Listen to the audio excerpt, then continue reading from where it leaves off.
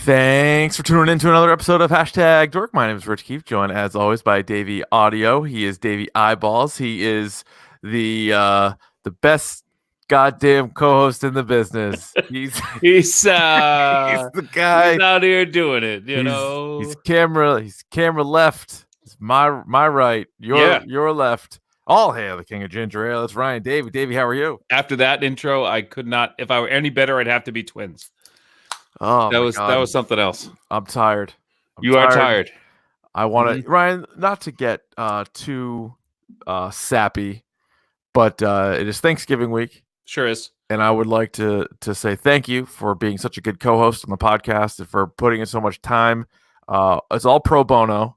Yeah. It's 100% pro bono. And I appreciate that. I also want to say thank you to all of our listeners. Yeah. Some of you guys have been with us for over 3 years. Others I know that I've talked to have just jumped aboard recently. Mm-hmm. It's awesome. Davey and I would probably do this even if we were just talking to each other on the phone. But the fact that people are actually listen to it and tweet us and email us, that's pretty cool. I'll probably edit all of that out and post, but put that out there. Thank you guys again, as you're probably driving to Thanksgiving or maybe driving home from Thanksgiving listening to this. Seriously, thank you. It's been great. It's been great. The past 3 years have flown by, Richard. Mm-hmm. So much to the point where every time I tell my wife she wants to make plans on a Tuesday night, I said, I can't. I'm recording the podcast. She's like, it's like the first time I've ever told her. She just disregards this part of my life. It's awesome. I finally had to have that talk because, same with my wife. She'd roll her eyes every single time when she's like, "What do you have on Tuesday?" I'm like, "Well, we'll do the podcast. We do it every Tuesday." And and then I finally said to her one time, "I'm like, listen, you can't act surprised anymore because we do this every 3 years, every single Tuesday." And I could see being annoyed if it was well, 1 week it's Wednesday, 1 week it's Monday, right. One day it's in the morning. Now it's like Tuesday night. We record every Tuesday night, rain or shine. We're fucking Monday Night Raw, but on Tuesday. It doesn't matter what the season is. We're on there. We got to come up with a Tuesday nights. I don't know. We'll think of something. What about Tuesday Night Raw? Nope. I think that's taken. Yeah, it's taken. All right, but something like that is what I like. Mm-hmm. Ryan, let me ask you 2 questions, important Thanksgiving related, or 3 questions. Mm-hmm. White meat or dark meat? White. I knew you'd say that. Answer for me, dark. What would be your favorite side? The easy answer is mashed potatoes, but it's not. I'm a stuffing guy. I too. If it's a good stuffing. Give me a good stuffing over you mashed. Go with walnuts? No. I like it. See, I like it with the walnuts in it. Really? I wouldn't be opposed to it. I don't have the nut allergy. No, I don't. But you don't. But I still wouldn't. And then what would your favorite pie be if you had to wash it all down with a nice pie? Oh, I love... And don't say poontang, Ryan. Don't be crass. You don't took be crass. The words out of it. Hair pie.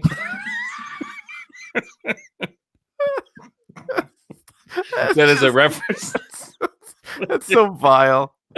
That is a reference to Revenge of the Nerds, a movie that could never, ever be remade. That movie is real rape. So you're trying to tell me that your favorite pie is hair? That is not what I'm saying at all. You're telling me 2 days before Thanksgiving. You're sitting here.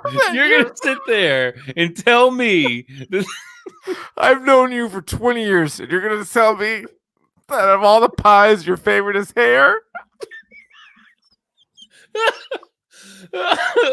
We are off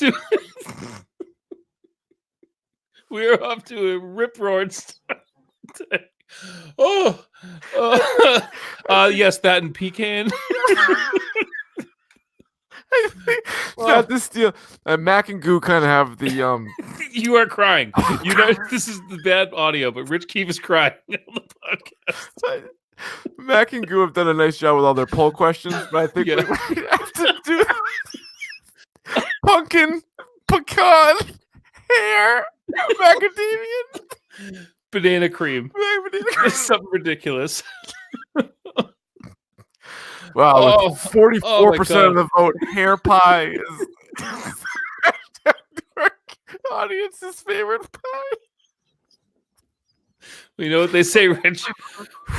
I do. More money, more problems. That's for sure true. Oh my God. Well, let's get to the news of the week. Oh, do we have to now? Yeah. Oh my God. I'll tell you what, we are in Ryan, some are calling it a golden age of television. Oh, we really are. There's 3 of the best shows of all time as voted on by the #DORK audience.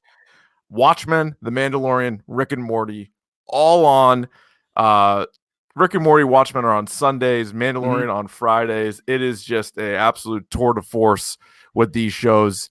Anything that you really liked or anything possibly that you didn't like from the 3 episodes this week? I love how in Watchmen they had this whole thing where they changed kind of the canon. They changed Hooded Justice story a bit, but it didn't change anything. Like they made like that little change to it, but it didn't change the whole rest of the story. So I can't remember a time where you've altered canon but kept the story the same. The way they did that. That was remarkable how that was done. Yeah, it's funny that you say that because we're going to get into it on the topic du jour. There is a little bit, and because Watchmen's a DC property, and there is some of that. Like when the DC comics would sort of like relaunch stuff, they would like keep certain things that they wanted, but then they would like alter like other things and they would change it. And this was good. This was definitely much more. This episode of Watchmen more different than the other ones. Yes, it was definitely like its own like standalone thing, but I think it's important.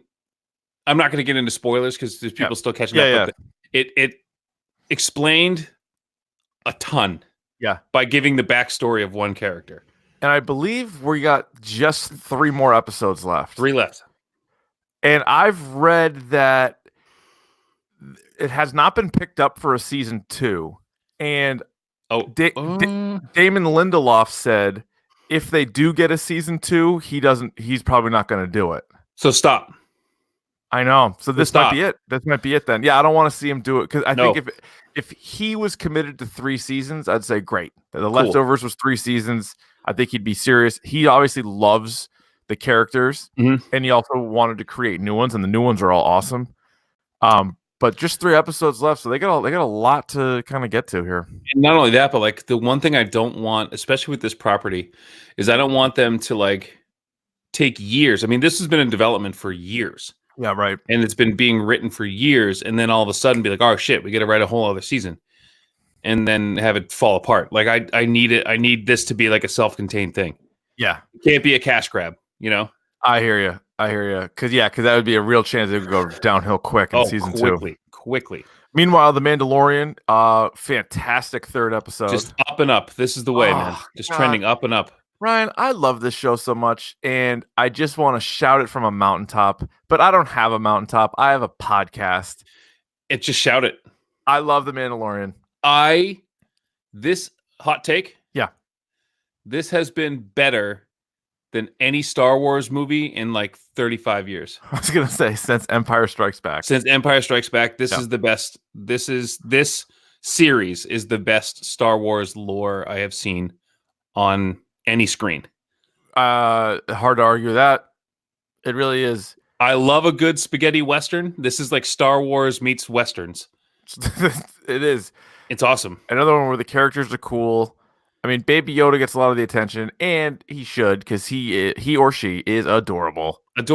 Absolutely adorable. Like, this isn't a spoiler, but like, what I mean, Baby Yoda, I guess, already is a spoiler. All over the internet, out there.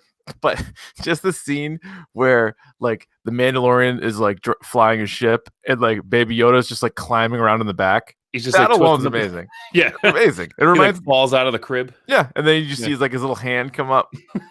It reminds. He looks just like Gizmo from Gremlins. There's a lot of Gizmo. Yeah, like a hairless green Gizmo. But he's adorable. What a treat this show is. I would also say the Rick and Morty episode. I think the best of the season so far. This has been really good, and just a spoof and a takedown of like you and I love a good heist. Love a good heist, but they were right. I don't want it anymore. Like I don't anymore. Like Rick and Morty made me feel dumb. So like, good. And just Rick explaining it, and he's like, and this, and like the heist is it was the double cross, the old switcheroo. The old switcheroo. It was my plan the whole time. Yeah, and just how like formulaic, all that, and forming a team. Like you have to form a team and like all that stuff. So you son of a bitch. You son of a bitch. That was my one complaint about it, and I won't spoil it if you haven't seen it yet, but this is a very, very minor spoiler because they're like assembling teams and everything else. Missed an opportunity to bring Squanchy back. Yeah. Squanch should have been in there just for like a scene, just to bring like Squanch. And he goes, "You son of a bitch. You son of a bitch. You son of a Squanch. You son of a Squanch." There's I wrote the line for you. There it is. You son of a Squanch. Loved it. Oh, by the way, speaking of the Mandalorian, there was a report that Baby Yoda merchandise was not going to be available in time for the holidays. That is not true, Ryan, because they realized they're going to sell a ton of it. So it is apparently back on board. It's back on board, but you know what's out is I heard all the GIFs that involve Baby Yoda and all these memes that are coming out. Disney is starting to crack down on all those stuff. Disney is notorious for this stuff. Not good. I heard a story. I hear tales. Yeah. Of certain tattoo artists who won't tattoo Disney characters on people. Well, because Disney will it's like a cease and desist. Like you have to get it. You get sued for that. If you could have any Disney character tattooed on you, not counting the ones that you already have, what would it be? Not counting the ones I already have. Not counting the ladies from Frozen. Who would it be? Now the world is wide open because now think of technically who's a Disney character. Fuck, they all are. Like every character I could think of: Simpsons, yeah, X-Men, Marvel Universe, Star Wars. Like I think a Yoda tattoo actually would be good, or a Vader tattoo would be good. I almost got lightsabers tattooed on me. I would go Star Wars. I think. I'm kind of glad I didn't because I know a lot. Like people have that one. Have you seen the people that do like the inside of their index fingers as lightsabers? Oh, that's kind of neat. I was just gonna get like Luke and Vader's crossing each other like on my forearm, but I decided not to do that, Ryan. Hey, yeah, still a lot of time left. Hopefully, hey, still a lot of time left. Knock on wood. Knock on wood. Yep. Right. You see the Better Call Saul season 5 teaser? Yeah. Was it like 30 seconds, 20 seconds long? Yeah. He's in like back of a car. It does not look like he is in a very he is safe under duress. Yeah. Very much so. This show comes back February 23rd. So really just around the corner. I mean, we're practically in December. So hold on to your butts. That's not that far off. That. Conflicting reports on the internet, Ryan. Last week, Joker 2, Electric Boogaloo, was apparently like, hey, they're making this movie. And then like an hour later, they're like, they are not making this movie. No, someone actually went, instead of popping off on Twitter and saying it's happening, someone went and actually talked to Todd Phillips. Yeah. And I believe his answer was, if they want me to do it, I'm all for it. But yeah, there's nothing that's news to me. That's basically a big difference between they are making the movie. Yeah. I would take a Joker 2. But I'm not demanding I don't think I want it. I don't want it. Yeah, that's fine. So what else are you going to say there? You know, what else is it? Unless he was not really the Joker. Well, no one wants to tie it in. So, like, what's the point? No, that's true. Just standing out there alone. Yeah. Oh, speaking of, the Batman continues to cast the hell out of that movie. John Turturro is going to play Carmine Falcone. Jesus. That guy he's like a Day-Lewis. He can just play anybody. He can. He was so good. Did you watch the Night Of on HBO? I did not watch that. Not a great show, but he acted the pants off everybody. So I'm told. Yeah. Again, he was Jesus Quintana in The Big Lebowski. Yes. He played Joey Knish in the movie Rounders, which I just watched again for like the first time in 10 years the other day. It's on Netflix. That was good. It's a good movie. Yeah, he helped Matt Damon out pretty nicely there. Nah, and then he didn't, and then he kind of. But did he though? Yeah, he did. He did help him by not helping. Sometimes you help by not helping. I think in the long run he did. Weren't they going to make a Jesus spin-off movie? It's still in the work. They're still going to, right? Mm-hmm. All right. Ooh, how about this casting news? This is right out of the Rich Keefe playbook. They're like, who might play Superman in a couple of years from now? Michael B. Jordan. It's almost like somebody. And I was reading, you tweeted it, and I was reading the thing that's like, it's just the only reason they're not making it is because he's so busy.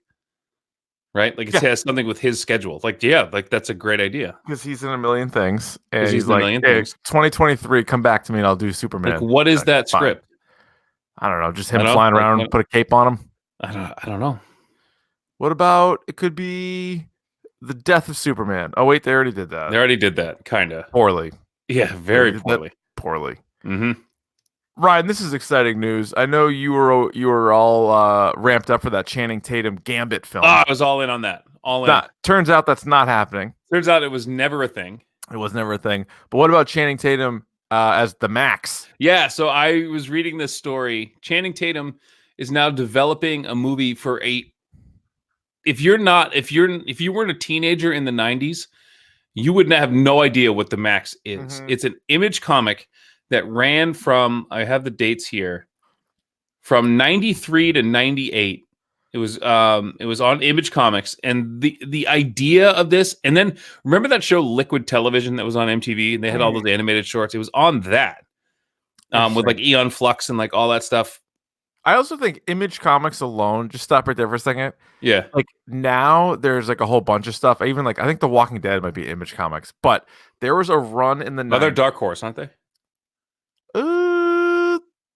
Double check me on that. I will keep talking though. But there was a run in the 90s, like early 90s Image stuff. Yep. Which it looked amazing. Oh, it is Image. You're right. It is Image. Yeah. They had a run of all the like Youngblood and like Stormwatch and all this shit. Wildcats, and it all looked amazing, but there was Savage Dragon. There was like no story. No, there was nothing there. It just looked cool.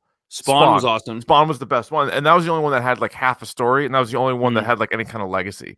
Like if you go back, but they were the ones, and like I still remember vividly being like 10 years old, looking at the rack of comics like Marvel, DC, and Image, and the Image ones just like popped. But then when you go through them, and you're like, "What is this? This is nothing." Well, now we're going to get into this later. Obviously, we're going to get into this later, but sure. The Image comics that I remember, like you said, from the 90s, that just like, what was the one? Witchblade, and there was the Darkness, and there was obviously Spawn. They had cool covers. Yeah, there was super cool covers, and just the artists were great. The writers weren't really much of anything. No, there was kind of their thing. But then you had like Jim Lee comes out of that group, McFarlane, obviously, and like that all stuff. So for sure. But yeah, that's the Max is like on their B team. So you think of like all those like weirdo shit that came out of Image. Do you think this is gonna get made? No, no shot. Yeah. Because this is just such like a niche thing. It's so weird. Yeah, it's so weird. It has a little bit of like Jessica Jones. Like I remember it. There's a guy named Mr. Gone who's kind of like the Purple Man, kind of. It's super weird though. Like I don't see this ever getting made. No, you're probably right. No, I hope I'm not. I hope I'm right. Well, Ryan, that's the news that I got. You ready for your news? I suppose. All right, what do you have? We'll keep it short and sweet here. I just read today that Facebook. Everyone loves Facebook these days. Oh my God! Grandmas, great grandmas, they're all on there. Great aunts. Yep. You know, distant cousins who through marriage who you haven't talked to and you don't really want to. They're all there. Yeah. So they just bought Beat Studios, which makes one of my favorite games, Beat Games. So they make Beat Saber, which is So I don't know how I feel about this because what essentially is going to happen to Beat Saber is now it's going to be like an Oculus exclusive game because Facebook also owns Oculus. Oh, okay. So it's just one of those things that like Facebook, I just need Facebook to like shrivel up and die. Yeah, I need it to go. It's hanging on there. It is, but like everyone hates Facebook. I don't, except for like my parents who love Facebook, and that that uncle you have who or that person you knew from childhood who's like just needs a place to vent political views all the time. That's the place for it. That's the place for it. Get a couple of likes because no one else wants to listen to you. So that kind of sucks. Yeah. Quick update though. Fallen Order, real good. Something you're going to need to pick up. All right. You're going to have to do it. You're going to have to do it over the holiday season. I'm sorry. I know I'll do it. Fine. You like to hold on to the wallet tightly. I do. That kung fu grip on that wallet. But worth getting. You're going to have to open it up a little bit. Really worth getting. It has elements of like some of the cool, like it has elements of Dark Souls, like Starfall. Remember like the Force Unleashed games? Like, it has elements of that. A little bit of Assassin's Creed and like some like even like some Prince of Persia elements to it. With time manipulation and like running on walls and everything. Going ring with the feet going off there. You know what? Fine. You got to get it. It's good. I'll get it. You like to travel around Kashyyyk? Yeah, I think I would. You think you would, right? I think I would very much. You can go to Dathomir, where the Darth Maul is from. I've been there. Son of Dathomir, yeah. Yeah. Sure. So I wouldn't sleep on this one. It's real good. Okay. It starts off and it's hard to start, but it gets it gets easier and easier. Yeah, for sure. Cool. And the last thing I'll say, speaking of that, don't sleep. Every game platform right now has huge sales going on because of Black Friday. So definitely, if you're that game you wanted but you didn't pick it up because you're gonna wait, get it now. I think Devil May Cry 5 was like $20 right now. Now's the time. Now's the time. Now's the time to get in there. So that's it. That's your games. That's the way the news goes. Ryan, I got a question for you. Are you ready for the topic du jour? Is it my favorite pie? It's actually, what is your favorite pie? And what do you put on? Is that a la mode? What do you like on your, how do you like your pie? Mm-hmm. Well, I'm glad you asked, Ryan. It's the best comic books of the decade. This is definitely the topic out of like the 4 majors. This is the one that we discuss the least. Movies and TV, of course, top 2. Then I'd say video games. Then last is probably comics. And it's just such a huge world. And it's something that, I wouldn't say it's fallen by the wayside because I still definitely do read my share of graphic novels and comics. It's just that, you can't do everything. You can't, And I really got back into it. Like, I remember reading like single issues as like a kid, and I stopped for a super long time.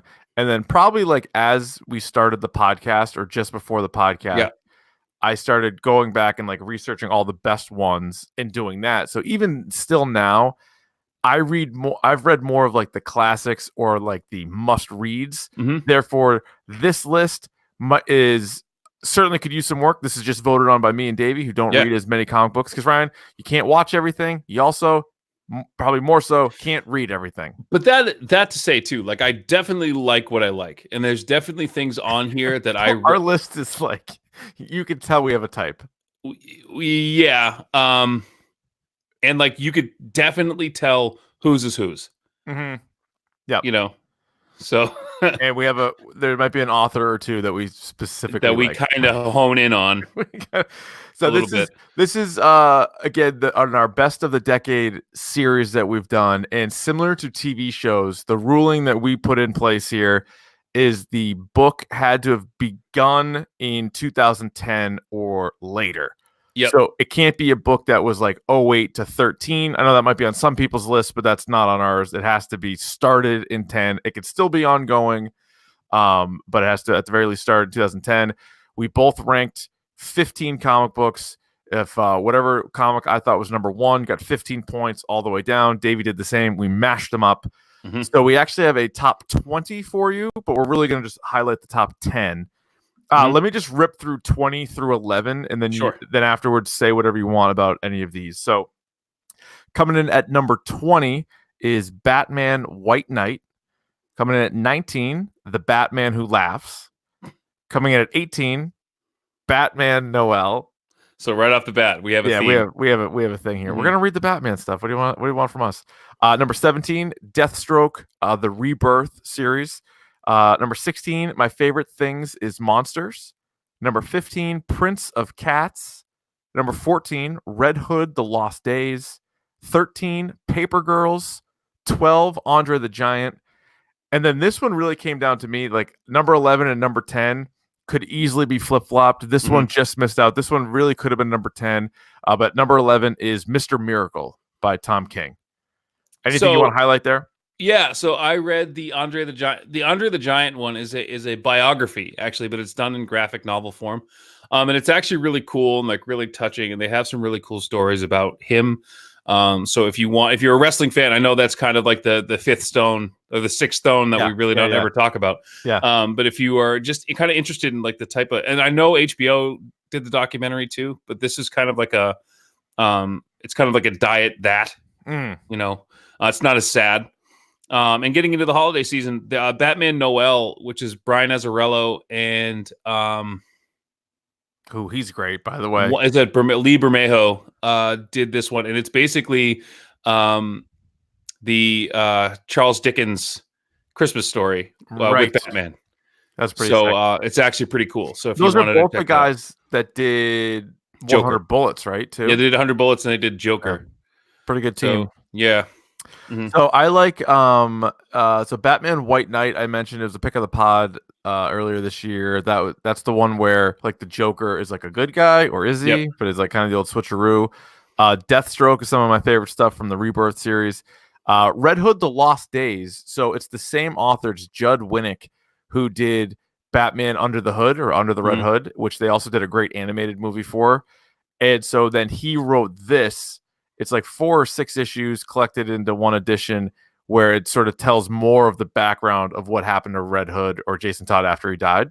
So it's a good story. Paper Girls is by Brian K. Vaughan.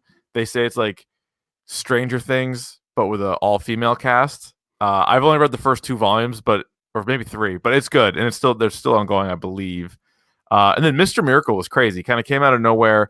I think it was the 2018 Eisner winner for Comic of the Year. Yeah, it's something that I should have checked that out. I didn't read it. It wasn't on my list because I didn't read it. Didn't feel comfortable putting it on there. I feel like if you read it, it would be higher. Okay. I guarantee. I think you specifically would like it. It's cool. Okay. Sort of an obscure or more obscure character, and it's just a cool story. On to the top 10, Ryan. Let's do it. All right, coming in at number 10 is Moon Knight. Yeah. By Jeff Lemire. It's a Marvel story, originally written in 2016. Jeff Lemire, Greg Smallwood is the artist. Mark Spector, Moon Knight, wakes up at a mental institution, and he is told that his life as Moon Knight was a hallucination. Or was it? And maybe this is one of the more fascinating characters of the Marvel universe. Insofar, like, people say like he's Marvel's Batman. I think like, initially he was basically they were like, hey, we got a guy like that, but he's so much super more now. He's crazy. Like they've taken this like split personality, because it's funny. Is this the one where there's like different Moon Knights too? Yeah. Like he has like this one, he's like wearing like a suit, and then the other he's wearing like the actual Moon Knight costume. Yeah. And then it's like it explores some dark corners of that. Yeah, there it is, right there. And the cover's cool because he's in like a straitjacket, but it also is like kind of looks like his outfit, also in a straitjacket. The first volume is just titled Lunatic. Yep. And when they said they're gonna on Disney Plus, they're gonna do a Moon Knight series, and you and I were saying, well, hopefully this is the story. Although I don't know if they can do it. I don't think you can do Disney that one Plus that way, so they probably won't. But he's a fascinating character if they do it this way. It's sort of like Daredevil was always like a good character, and then Frank Miller made him a great character. Yeah. And I feel the same way about Moon Knight. Like Moon Knight was cool, like people liked him or whatever. But then Jeff Lemire comes around, and now all of a sudden he's like, "Ooh, this guy's got like a whole different side to him." So if you haven't read it, I would highly recommend Moon Knight. And this is a lot of the stuff we have on here is exactly that. It's authors being given the license to kind of like take a chance with like a non-character, like a C Squad character like Moon Knight that would, you're not going to find him in any. I mean, he teams up with people sometimes, but like you're not going to find him like in any big Marvel production. So like take a shot, see what happens. Which is actually kind of cool. All right, number 9 is something I talked about on the podcast before. It's Image Comics. There you go. A series called Nailbiter. It's an independent horror comic series that was created by Josh Williams and Mike Henderson. It centers around a town called Buckaroo, Oregon, which has, for some reason or another, produced 16 serial killers. Oh, this is that one. I remember you telling me about this. It takes place. So this is after. The story is actually kind of cool because a cop shows up in this Buckaroo, Oregon town. He's the most recent serial killer to come out of this town. Is named Edward Charles Warren, and he's known as Nailbiter. And what he does, his calling card is he actually bites the fingers off of like the fingernails, like off of his victims. Oh my God. But he's been caught at the start of this whole thing.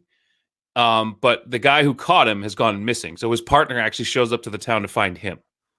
Okay. And then the kind of story kind of unravels from there. But it's I'll check it out. Yeah, it's definitely pretty cool. Like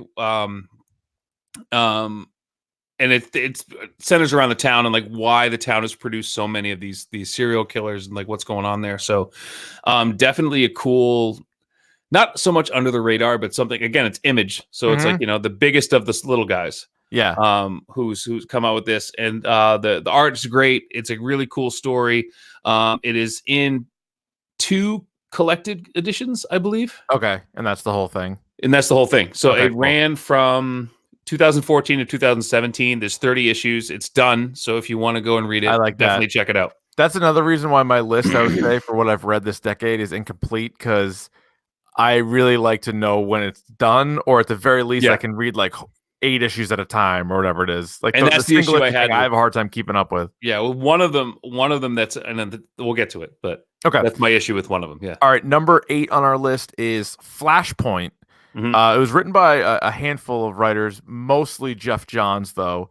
This was, of course, a DC in 2011, and this is basically what sort of changed the game and then led to the launching of the New 52, which we'll discuss. Again, DC now a few times has relaunched everything just because people like to buy issues with the number 1 on it. They like to think that, well, I was so far behind in the other stuff, I wasn't going to be able to pick it up. So you start fresh. So they do it. Their sales go up. There's some good stories, some not, but whatever. But Flashpoint was sort of the ending of one kind of continuity run. There's an animated movie, so if you really don't want to read it, check out the animated movie. It's very good. They also did this angle on the CW's The Flash show. And the talk is they're going to bring it into the DCEU, which, Ryan, would be their way to fix it. That's their only way to fix it. And they Days of Future Past everything and get out of this toilet bowl circling that they're doing right now. And the beauty of it is, though, you could keep some of the stuff that you like. So Gal Gadot could still be Wonder Woman, and other Jason people Momoa could still be Aquaman. Yes. And what's cool about Flashpoint is this is the one where the Barry Allen Flash is the only person that can tell, like, wait a minute, this isn't the real world. This is an altered world from where I'm coming from. And this led to some pretty cool things, including Thomas Wayne being Batman. Yep. With guns, right? He had guns. Guns. Oh, yeah. He had guns. And, because Bruce didn't make it. So that in that storyline, correct me if I'm wrong, but Bruce dies. Dies. Thomas and Martha Wayne, and Martha becomes the Joker. It's awesome. Yes, it's awesome. Yeah. And then there's a huge feud between Aquaman and Wonder Woman. They are like mortal enemies. And then Superman's like a prisoner. It's a whole thing. It's pretty incredible. I thought it was cool. Again, if you go back to, was it the 80s when they did Crisis on Infinite Earths? And that was sort of another sort of like, you read that and then they sort of relaunch some of the stories. But what's cool about Flashpoint is it kind of segues you into the New 52, and certain backstories, like Batman's backstory, for Christ's sake, is going to stay the same. Yeah. But some of the other ones, they can kind of manipulate a little bit more the way that they want to do. But I think it's cool. And it's all just one collected edition. You can just pick up Flashpoint. In fact, I got that, I think, behind me here too. You just read that. And it's not that long either. And I demand that they make this into a movie and redo, because then, you know what it does, Richard, that I would love? What's that? It makes the Snyder Cut irrelevent. Oh my God, with the Snyder Cut. It makes Take a hike with the Snyder Cut. It makes it moot. It's just like, it doesn't matter. No. We undid all of it anyway. It doesn't matter. No. Let it go. You're never going to see it. And what if the Snyder Cut's worse? What if it's worse? I mean, what if? There's a great chance it's worse. There's a great chance. You don't have any faith in Joss Whedon. Who the hell do you think you are? I know, right? It's not like you got some slap to come in here and do it. Some slapdick. I like that. That's nice. Anyway, number 7 on our list, another Image comic. Yeah, I'm sensing a pattern here, Richard. Image? How about Image comic? And our very first entry from Mr. Scott Snyder. We may hear from him again. The book is Witches. It's a 6-issue comic. It's a limited series. It's done, I think, right? Yes. Snyder himself. I follow him on Twitter. He's a good follow. He has mentioned he wants to do a Witches 2, Witches with a Y, by the way. If you're looking it up. Yeah. But as of right now, no, it's just that one. It's just these 6. So you could rip through this, and maybe that's why I got kicked down the list a little bit. Yeah. But it's him and a artist by the name of Jock, Jock, who does the art for this. By far today, my favorite comic artist is Jock. This guy is incredible if you've ever seen any of his stuff. But the other reason that I really like this, so the series follows this girl, her name's Sailor Rook, which is a really cool name. And her dealing with this these witches that live out in the woods. They live in a tree. They're not magical. They're kind of like these like primordial, like weird creatures that live in this town. And the town that this takes place in, Richard, is Litchfield, New Hampshire. How about that? Real How town. about that? Real town. And almost smack dab between Dunbarton and Nashua, New Hampshire. How about that? Which just happen to be our respective hometowns. Litchfield, also known for having a batting cage with the Green Monster. Yes. Other than that, there's these supernatural things that are happening in the town of Litchfield, where people are getting sucked into this tree and thereby feeding these witches. And it's kind of like, it's got a kind of a what's Needful Things vibe to it, where like you can, there's like this stuff that you put on, like this green, I forget what they call it. They call it like pledging somebody. But you put this green goo on them, like, you know, Troll 2, and that the witches will come take them. Right. And then you get what you want. So it's kind of like this it's like a sacrifice. So this girl, Sailor, gets pulled into this whole thing, and I won't tell you what happens, but that's a good one. It's a nice, quick little read. The art is incredible. It's got a lot of scary stories vibe to it. So that was pretty cool. If you're into this kind of horror stuff, check out Witches, Scott Snyder and Jock. It's great. All right, Ryan, number 6 on our list is Batman, The Black Mirror. All right. This is Scott Snyder and Jock. It is. It's a DC. It just is, yeah. 2011. Now, I believe this is one of the final stories, like pre-Flashpoint and then pre-New 52. This is like sort of at the end of that run. So again, 2011. What's cool about this is it's a Dick Grayson as Batman. Yes. Because Bruce Wayne was doing Batman Incorporated stuff. So Dick Grayson's Batman is a great Batman. We don't talk enough about Batman Incorporated and what a cool idea that was. No, we haven't. So they had basically, it was like Batman outsourced being Batman. So like every country had a Batman. And Dick Grayson was. And Dick Grayson stayed home and kicked ass in Gotham. Yep.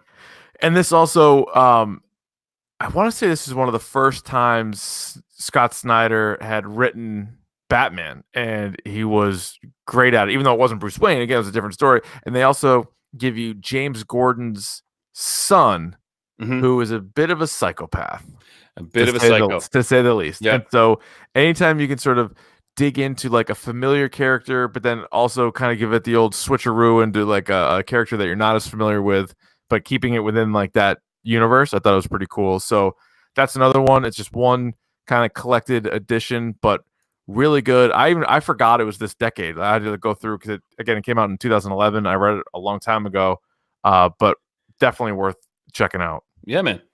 So just to further that, let's just jump right into number 5, Richard. Yes. Which is Batman: Death of the Family, not Death in the Family. One. Yeah. Written by, if you can believe it, Scott Snyder. With a little help from Scott Lobdell, Gail Simone, and James Tinian. Because this was one where like they mashed up a whole bunch of like a lot of it's Batman, but it's all New 52 stuff. So it's like there's like a couple issues of Red Hood that Scott Lobdell wrote. So like those get dumped in, and like, you know what I mean? So you take like the whole Bat family and toss it together. Yeah. So what's cool too is you have the very first meeting in comics between Barbara Gordon and the Joker again after she's been paralyzed. And this is kind of a cool, and like you said, it takes the New 52 stuff. It takes Catwoman, it takes Nightwing, it takes Robin, it takes Batgirl, Red Hood, and kind of weaves all of these stories into one main story. And what I really, really like about this is that you get the whole point of this is the relationship between the Joker and Batman and what they can do to each other. And there's a really cool moment in this. So basically, it's called the Death of the Family because Joker's whole thing is just to get the Bat family to kind of break up. So that's Death. So this came out 2012, 2013. If you haven't read this yet, I'm going to spoil it anyway. So basically, it ends with all of the Bat family just not talking to Batman anymore. Because he basically put them in danger, and didn't tell them, even Alfred. And there's this moment, this really cool moment where Bruce Wayne comes into Arkham to talk to the Joker, and the Joker doesn't even talk to him. Like, he knows who he is. Like, like, clearly, like, I know who you are. Yeah. And I know who I'm talking to right now, but he will not speak to him as Bruce Wayne. It's really good. And this is also the Joker, the look, the New 52 Joker look is dark. Like, he literally cut his face off. This is the one where he cut his face off. Yeah. His face is off. And they also, again, it's been out, so it's sort of a spoiler, but this was one where I was surprised how dark they went at times, because I'm thinking New 52, it's DC, but this is sort of like just on the comic stands, you know, like it's Batman. Like, you want to go read a Batman. It's not like you're going to read some of this other stuff, which you know is for more of a mature audience. But they give you like a little bit of a swerve, because at one point you think that Joker has also cut off the faces of every one of the Batman family people, like all the Robins and stuff. And you're like, Jesus Christ, is that? And it didn't, but they sort of like lead you down that road. But I love a Batman story with all of the Robins, like when there's Nightwing, Red Hood, Red Robin, and then Damian Wayne as Robin. I love that, and this was one of the better stories with all of them in it. And they're all like literally sitting around a table, a dinner table, like having it out. Pretty good. And I love the idea that this dawns on all the Robins at this point, that like the only relationship that matters to Bruce Wayne is his relationship with the Joker. That's all that matters to him, is that like he will put them in harm's way in order to like, and he won't kill him. No. And how little the Joker cares who Bruce Wayne is. That's awesome. He does not care at all. All he cares about is Batman. I don't care about Bruce Wayne. I don't care about your secret identity. Right, which is whole like impetus any other villain would care about. And the whole impetus of this whole thing is he's going to divulge the identities of the entire Bat family if Batman doesn't do what he says. And they're going to come into harm's way, so people will know who they are, and they'll, you know. But at the end, it doesn't really matter, because he never had the names. It's great. Yeah. And so you can get this too as like a collected edition, but it's thick, because it's just a bunch of issues from a bunch of, and it kind of jumps around character to character, but it's done in sequence. But it like it'll have like a couple Batgirls, and you have like a Red Hood, and then you'll have a Batman, you know, so it'll be jumping around character to character, but it's all one centralized story. And I certainly didn't read all of the New 52. There's so much of it, and they sort of started with 52, as you can imagine, new series. Then some of them got cut because of sales. Then new things got added, and there was a whole run up until Rebirth, which came out a couple of years ago. But this is one of the highlights for me of the entire New 52 run, is what they were able to do and kind of merge all these stories together, right? Yeah. Whether it was Batgirl or Catwoman or whoever, all of them together was awesome. But that also goes kind of hand in hand with number 4 on this list. And we sort of time out. Can I just say something before you do this? Oh, yeah. This is the last one, we swear. This is the last one. Listen, they're good. When they're good, they're good. Number 4 is also a Batman. This is quite a run on Batman here. We are living in kind of like this Batman renaissance. Yeah. Where like Batman has become like kind of the coolest character in all of comic lore. Yeah. And like all the best writers get a chance at him too. Like Scott Snyder is so good, but then Tom King's run has been really good. And then Snyder swoops. Like if you're reading the Rebirth stuff, Tom King's doing it, who's really good. But then there's also All-Star Batman. So it's these different stories that Snyder can write. And then I'm looking forward to, I haven't read any of it yet, but that whole Batman Who Laughs and the Batman Metal stuff, I'm going to get all of that soon. Or like Damned. There's another one. Damned. I'm going to get that. Yeah. There's like a DC Black Label. Yeah. And it's all stuff that's like for mature audiences or whatever. So I'm looking forward to that. They're trying to be Image. Yeah, they're right. They saw their success. Yeah. Number 4 on our list, and again, this sort of this is actually pre-Death of the Family, but this is the whole Batman, the Court of Owls, the City of Owls, the Night of Owls, like all of that stuff. I sort of melted them together because I think you had Night of Owls on your list. I had Court of Owls on my list, but basically when the New 52 launched, you had to have a good Batman story. Otherwise, I think the whole thing would have failed. And Scott Snyder wrote Batman, and we all know all of Batman's villains by now. Like, there's a million of them, and they're good. So the idea of creating a whole new group of villains, I think, it sounded crazy. I would have been like, it's not going to work. But for Scott Snyder to create, and Greg Capullo, who did the art on this, for them to create the whole idea of the Court of Owls and like tie them into Gotham City and have like that whole kind of like secret society angle to it, and like how deep they run in Gotham history was great. And so you could still mix in some of his traditional villains, but it wasn't just a retelling of like, oh, here he is against Mr. Freeze again, like here he is again. Like they focus so much on the Court of Owls and how much they knew and what they wanted out of Batman, what they wanted out of Dick Grayson, and all of this stuff. So that is, you can pick those up. The first 2-3 collected editions of the New 52 Batman stuff is all the Owl stuff. It's great. And the Owl obviously is this secret society in Gotham who kind of oversee. They're kind of like the Illuminati of Gotham with their own muscle. What's his name? Talon. Yeah.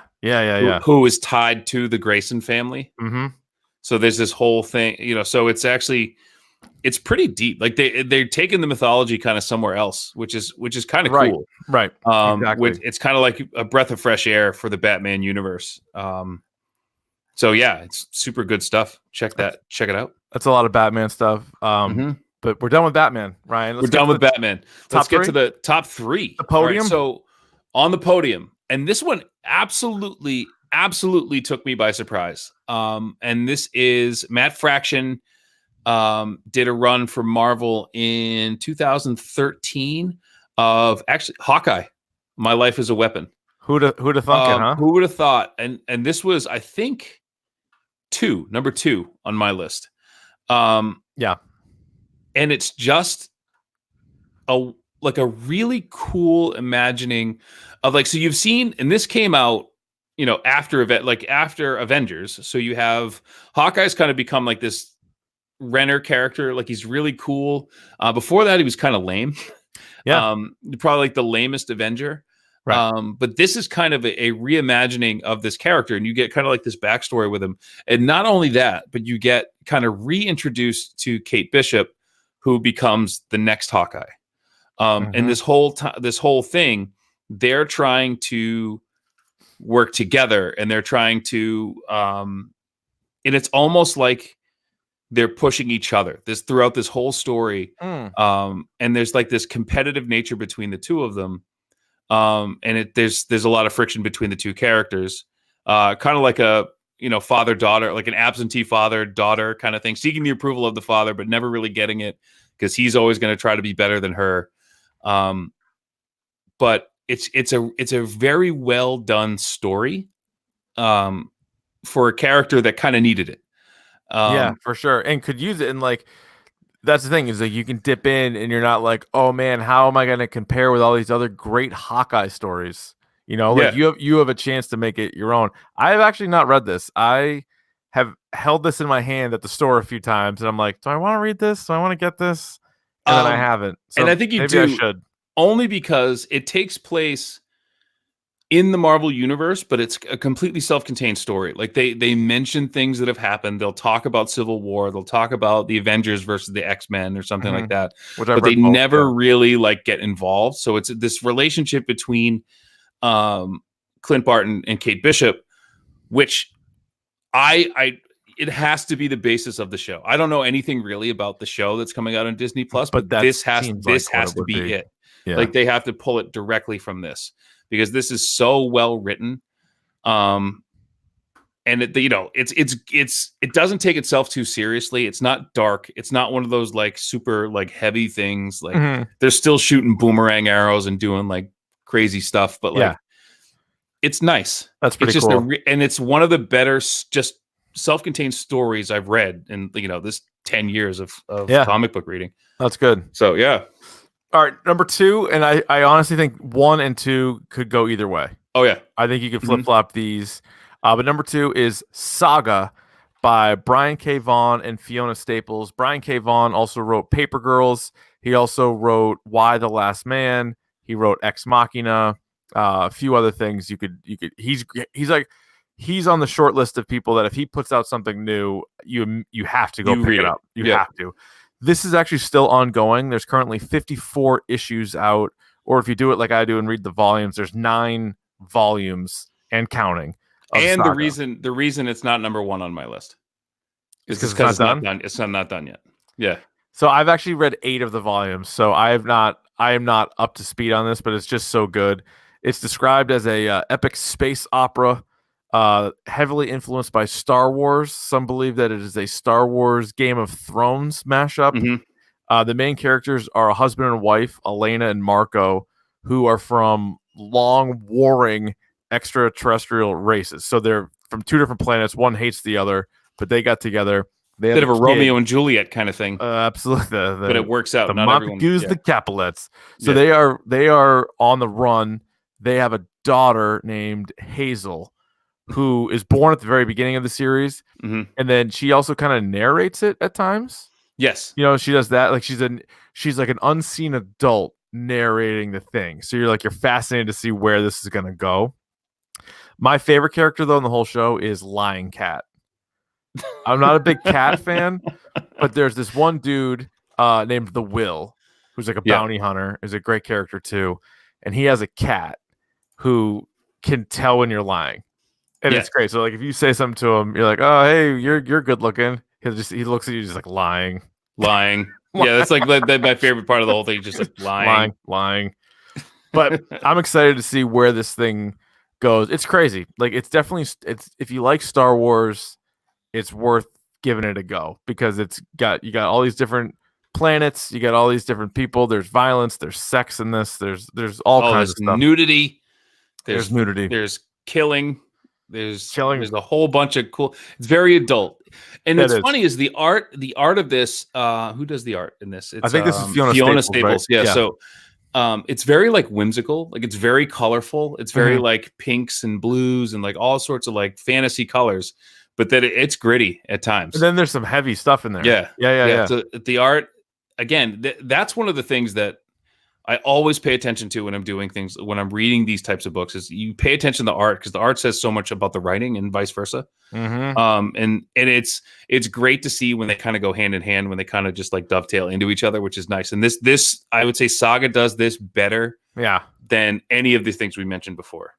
The art and the writing go kind of hand in hand, which you notice it immediately too. And that's why too, like, and I know there's like a lot of writers, and I follow some of them like on Twitter, and as they should be, like they're very defensive of everybody else that's on the team. Like the writer is usually like the first name, but it's the artists that like bring it to life, you know? And so when you're paired up, and that's why you'll see a lot of times a writer artist team do multiple things together just because they work so well together.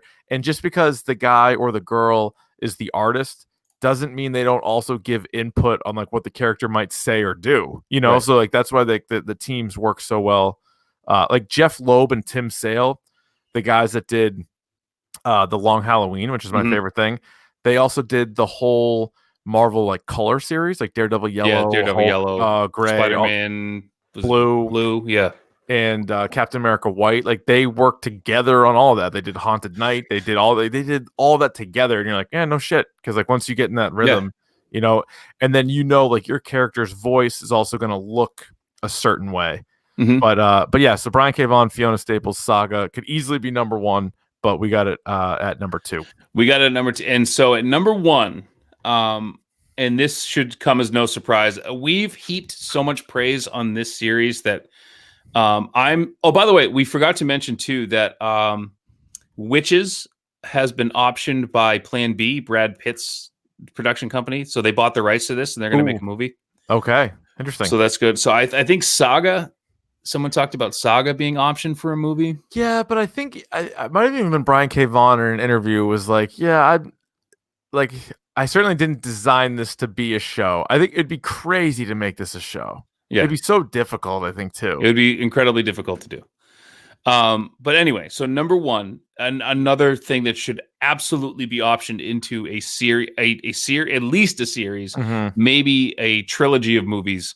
And that is 2010 to 2013, the very first thing I read this decade, Scott Snyder and Raphael Albuquerque's American Vampire. Now, also, we forgot Stephen King actually wrote 2 of the stories in this as well. Yeah, like right in the beginning of the run, and he loved it. Yeah, and I loved it. It's really good. I think it's how many? It's like 8 books, maybe, or is it more than that? 34 issues, and then there's like, but like, there's like these like little shots. There's like they call them like one-offs, like one shots of these things that like it's just like a single contained story. Yeah, at the end. But like I think the actual story all the way through is not too many issues, or like collected editions or books or whatever you want to call it. And you have that list. It is fucking incredible. It is really. It is. So the story follows probably one of the best comic book characters to come out of this decade. Yeah, and that is Skinner Sweet.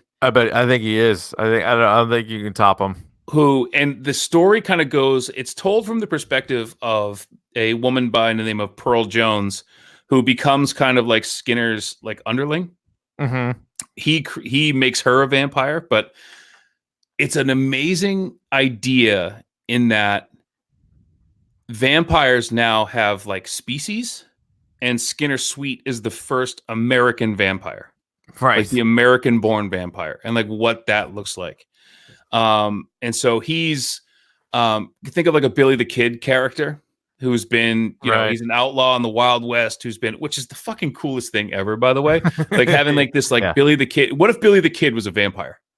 I think we're looking at it. Or like Wild Bill Hickok was a vampire. Here you go. Right. And like what that would look like. So he gets in a fight with somebody who happens to be a vampire. The blood drips into his eye, and he becomes like this American vampire, which is completely different than any of the other vampires. Do you think the reason why it's not a show yet is because we sort of hit that like vampire, like with True Blood and what was the Twilight? Like, did we sort of hit that? And now we're done with vampires, and that's why you don't think it's there. I think waiting for it to come back or something. Because this story is off. Like it's perfect for a movie. So the first episode of True Blood came out in 2008.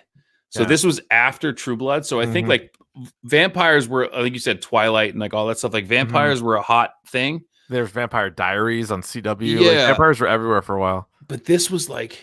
Yeah, this was cool. I think of like this and like 30 Days of Night are probably 2 of my favorite vampire stories. But the coolest thing about this is it follows Skinner Sweet and Pearl Jones throughout several big moments in American history. So you have like the Wild West, and then she's like an up and coming actor in Hollywood. It's like the golden age of Hollywood. So that comes into it. Yeah, that's what's cool about like vampire stories is like you can time travel with them. Yeah, and there's some sort of like Nazi moment with them. I won't get too much into the story, but it was but you get to see all of the different types of vampires, and so it's actually really, really cool. So apparently like you were saying, there's 34 issues. So the main story is in 5 collected editions, but then they keep writing stuff, and they have like anthologies and things like that, and that runs another 4. So like if you go to the bookstore or if you go to the library or you go to Amazon, there's 9 total collected editions, but 1 through 5 is really kind of what you need. Because then they even have some guest writers on some of them. I think actually Jeff Lemire has part of a story. Gail Simone, Jason Aaron, they all have part of a story. But Scott Snyder's the main guy throughout at least all the stuff that really matters. I think in the first issue, so like Stephen King there was 4 stories, and Stephen King wrote 2 of them. Scott Snyder wrote 2 of them. And it's so cool to have like this character Pearl, who's like, you know, this new vampire who's trying to figure out how to still be human, and then Skinner just keeps showing up, like in her life as someone else. You know, so he leaves the Wild West, goes to Vegas, starts running a brothel. Like he just like keeps coming in and out of her life. And you're just an interesting guy too, because you're like, at times you want to root for him, at times you don't. You know what I mean? Like he's one of those characters. Yeah, for sure. But if you're gonna pick something up, number 1 with a bullet. Was this number 1 on your list too? This was 2. one or two. I forget. It was this and Saga. Let me so I went back and forth, and I said I think that gives this the edge. Saga's not done.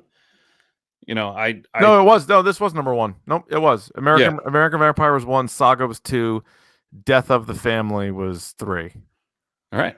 There you go. Pretty good list. So good list, man. Real quick, 10-1. Moon Knight, Nailbiter at 9. Number 8 was Flashpoint. 7, Witches. 6, Batman: The Black Mirror. 5, Batman: Death of the Family. 4, Batman, really the whole Owls series. Yep. Number 3, Hawkeye: My Life as a Weapon. 2, Saga, and 1, American Vampire. This episode man. Brought to you by Scott Snyder. Scott Snyder and Batman.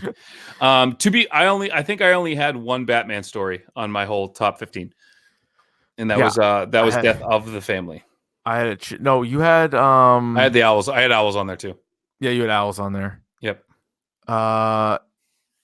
Yeah. So that was pretty good decade. And again, we've missed a lot of stuff, so feel free to email us, dorkpodcast@gmail.com, and to tweet us at dorkpodcast some of the other good stories that we missed from the decade. we probably should have mentioned at the top of this too. All of these, so like I put a couple of actual graphic novels in the honorable mentions, but most of these we said best comics. So I separate. I don't know if you do this as well, but I separate graphic novels and comic books into 2 separate categories. I don't. I guess I don't. I think I just run them all together, because what I usually do, like I said, is I'll wait until, like, if you take 8 issues or 7 or 8 issues of like Red Hood and the Outlaws. Yep. I won't read them until they are in a collected edition, and it's like a one book, and then I'm like, that's the same to me as like a one-off graphic novel. But like Andre the Giant and My Favorite Thing is Monsters, like those are graphic novels. Like those are written as one thing.